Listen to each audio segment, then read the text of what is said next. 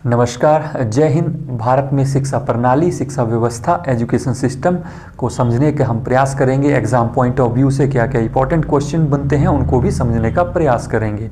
यदि हम भारत के इतिहास में झांकते हैं तो हम सब देखते हैं कि किस तरीके से गुरुकुलों में पढ़ाई की जाती थी प्राचीन काल में, और वहाँ से गुरुओं द्वारा शिष्य बनाए जाते थे, उनको सर्वांगीण उनका विकास किया जाता था, चाहे वो सांस्कृतिक रूप से, चाहे बौद्धिक रूप से, चाहे सामाजिक रूप से। उनको एक विशेष व्यक्तित्व वाले व्यक्ति जो है बनाकर भेजा जाता था समाज में।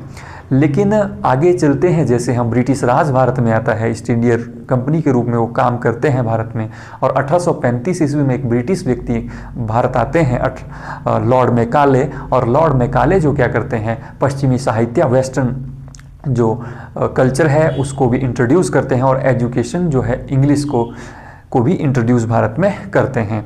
और वो उनका मानना यह था कि मुझे ऐसे अंग्रेज़ की तलाश है, चाहे वो तन से गोरा ना हो, लेकिन उसका मन और दिमाग उसका पूरा अंग्रेज होना चाहिए, पूरा अंग्रेजी होना चाहिए। इस तरीके की उनकी पॉलिसीज़ थी। और इन्हीं पॉलिसीज़ को आगे बढ़ाते हुए 1854 ईस्वी में, 1854 में चार्ल्स वुड्स आते हैं और एक वुड्स डिस्पैच नीति देते हैं, जिसको भारत में अंग्रेजी शिक्षा का मैग्ना कार्टा कहा जाता था। मैंने पिछली क्लास में आपको मैग्ना कार्टा शब्द भी समझाया था कि मैग्ना कार्टा जो क्या होता है, एक महान कागज होता था। महान एक कागज जिसमें महान क्या लिखा जाता था कि इस तरीके का एक रूल लिखा जाता था, एक नियम लिखा जाता था। तो मैग्ना कार्टा जो इंग्लिश एजुकेशन का कहते हैं, वो चार्ल्स वुड्स जो है उनकी एक नीति होती है, वुड्स डिस्पैच नीति। उसी नीति का असर होता है कि भारत में 1857 ईस्वी में 3 विश्वविद्यालय खोले जाते हैं, कलकत्ता, मद्रास और बॉम्बे में। और संभवतः जो पहला विश्वविद्यालय भारत में खोला जाता है वो 1857 ईस्वी में कलकत्ता में खोला जाता है। कहाँ से इसकी जड़ें जुड़ी होती हैं? 1835 से। लॉर्ड मैकाले को फॉलो करते हैं आगे चलकर जो है वुड्स, और वुड्स जो है वुड्स डिस्पैच, चार्ल्स वुड्स जो है वो डिस्पैच नीति, एक वुड्स डिस्पैच नीति 1854 में लाता है, जिसको मैग्ना कार्टा कहा जाता है इंग्लिश लैंग्वेज का। और उसमें क्या करता है, उसमें नियम बनाए जाते हैं कि भारत में जो एजुकेशन सिस्टम होगा प्राइमरी और सेकेंडरी लेवल पर, उसमें अंग्रेजी जो है वो मैंडेटरी कर दी जाएगी। जो अंग्रेजी भाषा है उसको जरूर जो है मान्यता दी जाएगी कि उसको पढ़ाया ही जाना अनिवार्य रहेगा। उसके बाद 1857 ईस्वी में मैंने आपको बताया यूनिवर्सिटीज़ खोली जाती हैं।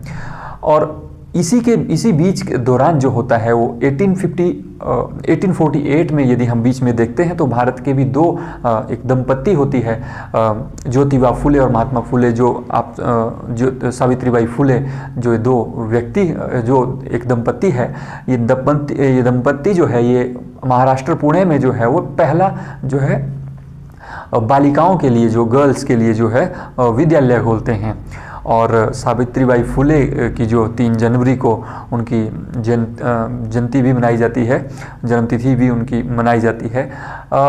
ये इनको भी हम एजुकेशन के साथ जोड़कर देख सकते हैं। हालांकि होता क्या है कि उस समय जो है महिलाओं को और जो SC STs हैं उनको जो है ये एजुकेशन जो है उसमें पढ़ने का उनको अधिकार नहीं था। उस समय ब्राह्मण और क्षत्रिय ही पढ़ सकते थे, लेकिन उसको दूर करने की उन्होंने कोशिश की, और विधवाओं के लिए और साथ में SC STs के लिए जो है स्कूल उन्होंने खोला, और बालिकाओं के लिए उन्होंने सबसे पहले जो है स्कूल खोला था।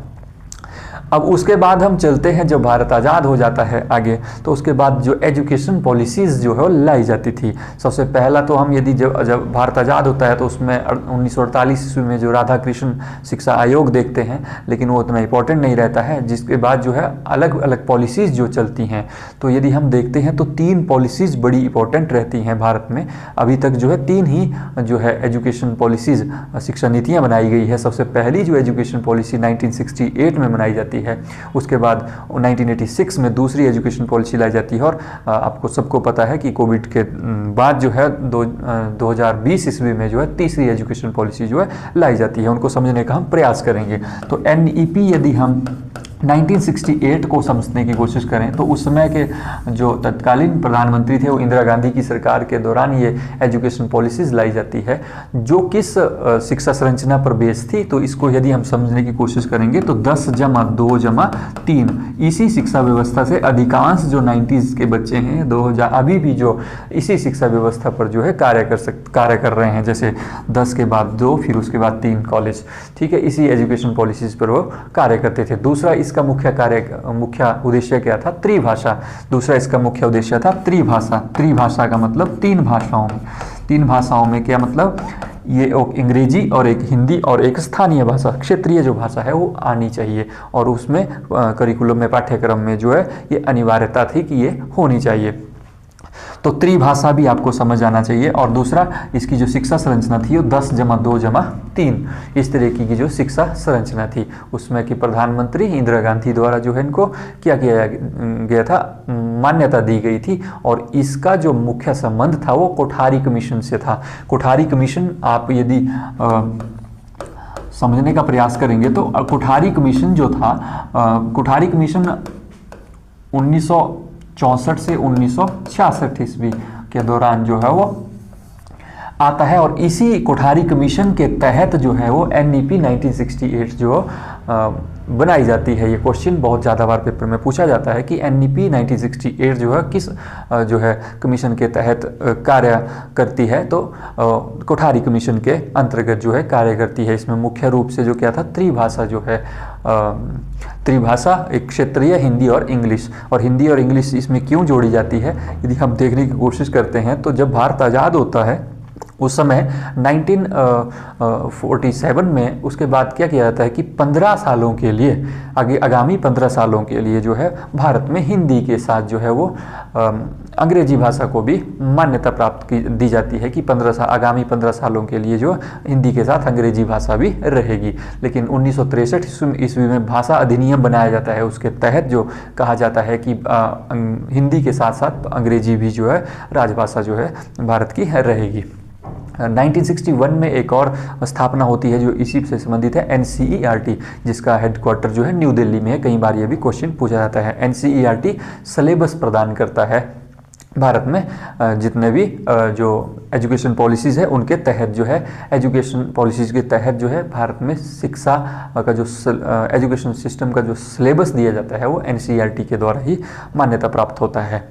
उसके बाद चलते हैं हम, यदि अगली पॉलिसीज़ जो है 1986 1986 की जो पॉलिसी है अगली, तो 1986 की पॉलिसी में भी और 1968 की पॉलिसी में भी एक डिफरेंस, एक जो है सेम चीज़ रहती है। वो सेम चीज़ ये रहती है कि शिक्षा की जो संरचना है वो वही रहती है, 10+2+3 यही संरचना रहती है। लेकिन इस पॉलिसी में SC और STs के लिए जो है वो जो है मुख्य रूप से कहा जाता है कि इनको ज़्यादा से ज़्यादा जो है प्रोत्साहन दिया जाए शिक्षा के लिए, उनको अलग अलग रूप से। और यदि हम देखते हैं डाइट्स जितने भी खुलती हैं, जितने भी जिला जो प्रशिक्षण संस्थान होते हैं जहाँ पर प्राथमिक जो विद्यालय में अध्यापक लगते हैं उनकी ट्रेनिंग होती है, तो डाइट्स भी जो है वो किस पॉलिसी के तहत 1986 पॉलिसीज़ के जो है तहत जो है डाइट्स भी इसमें आती है। या आप देखेंगे जोहार नवोदय जो स्कूल हैं वो भी इसी के अंतर्गत जो है, इसी पॉलिसी के अंतर्गत जो है आते हैं। इसी के साथ में 1986 के बिल्कुल साथ में 1987 में ऑपरेशन ब्लैक बोर्ड जो है वो शुरू किया जाता है। ऑपरेशन ब्लैक बोर्ड जो है वो संबंधित था कि हर क्षेत्र में जहाँ पाठशाला होगी वहाँ पर 2 कमरे होने चाहिए और साथ में 2 अध्यापक होने चाहिए, और साथ में शिक्षा सामग्री जो होती है वो टूल किट या इस तरीके से शिक्षा सामग्री जो है होनी अनिवार्य है। ये ऑपरेशन ब्लैक बोर्ड 1987 में एस्टेब्लिश होता है, स्थापित होता है। NEP 1986 भारत की जो दूसरी पॉलिसी है, एजुकेशन पॉलिसी, उसके तुरंत बाद इसकी शिक्षा संरचना है जो 1968 की शिक्षा संरचना के ही समारूप काम करती है। उसके बाद 1992 में POA आता है, programme of action. Programme of action क्या था? तो प्रोग्राम ऑफ एक्शन था 1986 की जो शिक्षा नीति थी उसको किस तरीके से क्रियान्वयन का, किस तरीके से जो कार्य करेगी वो 1992 में POA आता है, प्रोग्राम ऑफ एक्शन 1992 में आता है, ठीक है। और एक किस तरीके से कार्य करेगी, 1986 की जो पॉलिसीज़ हैं वो किस तरीके से काम करेंगी। उसके बाद अगली जो पॉलिसी आती है वो 2020 में आती है। 2020 में 3 पॉलिसीज़ जो आती हैं और भारत में इसको 29 जुलाई 2020 ईस्वी को जो है क्या किया जाता है, 29 जुलाई 2020 ईस्वी को इस पॉलिसी को इंट्रोड्यूस किया जाता है भारत में। उसके बीच में जो है 6 से 14 साल की उम्र के बच्चों को, हम सब जानते हैं कि भारत के संविधान का संशोधन होता है 86th amendment of Indian constitution 2002 ईस्वी में, और उसमें कहा जाता है कि 6 से 14 वर्ष की सभी बच्चों को क्या है सर्व शिक्षा अभियान के तहत जो है उसको उनको शिक्षा देनी है, और बाद में चलकर जो है इसको कानूनी अधिकार भी बना दिया जाता है और आर्टिकल नंबर 21A के तहत जो है वो रखा जाता है। बाद में चलकर RTE राइट टू एजुकेशन जो है 2009 ईस्वी में जो है इसको कानूनी रूप से मान्यता प्रदान कर दी जाती है कि 6 से 14 वर्ष की आयु के बच्चों को जो है शिक्षा जो है वो अनिवार्य करनी है। और उसी के बीच में सर्व जो है साक्षर जो अभियान चलता है उस 2001 ईस्वी में चलता है, और ये भी कई बार क्वेश्चन पूछा जाता है कि कब चला है और किसके दौरान। तो उस समय जो प्रधानमंत्री थे अटल बिहारी वाजपेयी ने जो है सर्व शिक्षा अभियान जो है 2001 में चलाया था। अब 2020 की जो एजुकेशन पॉलिसी है उसको समझने का थोड़ा सा प्रयास करेंगे। तो जैसे जैसे ही भारत में आधुनिकता आएगी आगे आगे एजुकेशन में, तो एजुकेशन जो पॉलिसीज़ हैं उनमें भी रिफॉर्म होते रहेंगे, उनमें भी चेंजेस होते रहेंगे। तो 2020 की जो एजुकेशन पॉलिसी है उसकी जो शिक्षा संरचना है, सबसे पहले यदि हम उसको समझने की कोशिश करेंगे तो शिक्षा संरचना यदि हमने अभी तक पढ़ी तो हमने पढ़ी 10+2+3, यही शिक्षा संरचना हमने 1986 में पढ़ते हैं, और इसी शिक्षा संरचना को हम पढ़ते हैं 1968 में। लेकिन यहाँ पर शिक्षा संरचना को चेंज कर दिया जाता है, यहाँ पर शिक्षा संरचना को कर दिया जाता है 5+3+3+4। अब ये क्या है, तो 5 जो पहले 5 है वो क्या डिनोट करते हैं, तो पहले 5 जो है वो इसमें जो आयु सीमा रहती है बच्चों की 3 से 8 के बीच में रहेगी, और इसमें क्या किया जाएगा, प्री प्राइमरी कराई जाएगी और कक्षा 1 और कक्षा 2, ठीक है, प्री प्राइमरी और कक्षा 1 जमा कक्षा 2, फर्स्ट क्लास और सेकंड क्लास इसमें कराई जाएगी पहले 5 में, और साथ में क्या कराई जाएगी, प्री प्राइमरी, प्राइमरी से पहले, और इसमें इस तरीके से इसको डिवाइड किया गया है। उसके बाद यदि हम अगले 3 देखते हैं इसमें, तो अगले 3 में हम देखेंगे 3rd और 4th और 5th, तीसरी, चौथी और 5वीं कक्षा इसमें हम कवर करेंगे। और अगले 3 में यदि हम देखते हैं, इसको प्राथमिक भी कहेंगे और इसको कहेंगे हम माध्यमिक, इसको कहेंगे हम मिडिल में जो हम क्या करेंगे वो 3, उसमें 6ठी 7वीं और 8वीं रहेगी, और जो अंतिम फेज जो 4 रहेगा इसमें जो है वो रहेगा 9वीं 10वीं और 11वीं और 12वीं, ठीक है, 9वीं 10वीं 11वीं और 12वीं ये माध्यमिक रहेगा इसमें। इस तरीके से जो है शिक्षा संरचना को जो है वो डिवाइड कर दिया जाता है NEP 2020 में। दूसरी बात कि भारत में जो NEP 1986 थी उसमें जो है GDP यदि हम देखते हैं तो 1.8% जो GDP थी वो शिक्षा के ऊपर खर्च की जाएगी।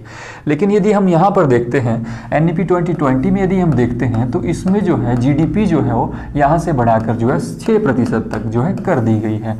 भारत में जो है NEP 2020 के तहत जो शिक्षा के लिए जो GDP रहेगी वो रहेगी 6% तक। और भी इसमें कई चेंजेस इस एजुकेशन पॉलिसीज़ में किए गए हैं जिससे जो भारत की जो शिक्षा है उसको सुदृढ़ बनाया जा सकता है। 1986 की पॉलिसी में कंप्यूटर जो सब्जेक्ट है उसको मैंडेटरी कर दिया गया था कि कंप्यूटर जो है वो प्रत्येक व्यक्ति जो बालक तक पहुँचने उसको उसकी नॉलेज होनी चाहिए। 1986 ईस्वी के तहत ही जो है 1986 NEP के तहत ही जो कंप्यूटर शिक्षा जो है वो जोड़ी गई थी।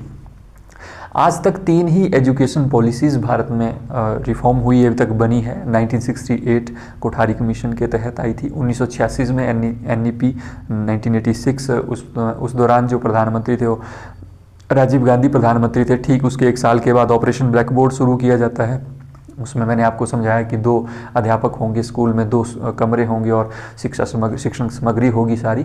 उसके बाद 1992 जो आती है POA आता है, प्रोग्राम ऑफ एक्शन आता है, और प्रोग्राम ऑफ एक्शन में क्या आता है 1986 की जो पॉलिसी है उसमें कार्यान्वित कैसे करेंगे, कैसे उस पॉलिसी को आगे बढ़ाया जाएगा वो कार्य करते हैं। उसके बाद जो है 2001 में जो किस तरीके से साक्षरता पूरे भारत में फैलानी है, 6 से 14 साल के बच्चों को स्कूल में पहुंचाना है, वो अटल बिहारी वाजपेयी जो है सर्व शिक्षा अभियान जो सर्व शिक्षा अभियान जो शुरू करते हैं।